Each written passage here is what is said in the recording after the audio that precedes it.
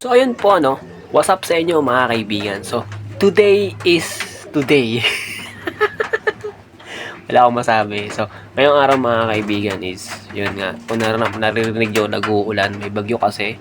So sa lahat ng nasa probinsya, lalo na sa Bicol mga kaibigan is sobrang yan tumama yung bagyo. Ingat po tayo mga kaibigan.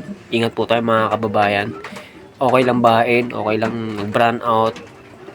Ang mahalaga, safe po tayong lahat. Safe po kayo dyan. Walang masama mangyari.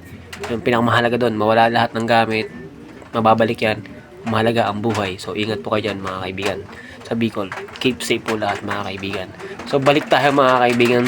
Ngayong araw, gagawa tayo ng isang kalokohan. So, habang nagluluto kasi ako sa baba, meron pumasok sa isip ko na isang kalokohan na pwedeng gawin. Actually, nagawa ko na to kay ate. Nung natatandaan niyo, nilagyan ko siya ng kalamansi sa bibig habang natutulog. At ito yon. Ayan.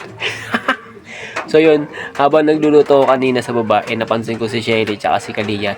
Tulog pa. Siyempre, pag malakas ang ulan, may bagyo, malamig, masarap ang tulog. Ngayon, yung gagawin ko kay ate, gagawin ko kay Kalia, no? Lalagyan ko siya ng kalamansi sa bibig habang natutulog. Sorry ate Kalia. Pangalawang victim ka, no? So gagawin ko sana kay Shelly, kaso baka sapukin tayo. Baka sa ibang araw na lang.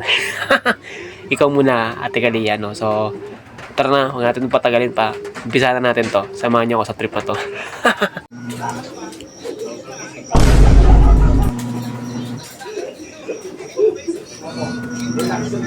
Burger pizza. Burger pizza. Ang tanong, bakit mo order ka? Oo nga, nagugutom dyan eh. Kahit wala akong paa, mas mabilis ako tumakbo. Andiyan na ako. Ako kaya kayo nakuha na. Tingnan mo, tingnan ang alin. Tingnan mo.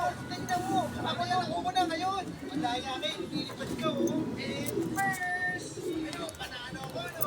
Panalo ako. Ay, naku. Mas malakas pa din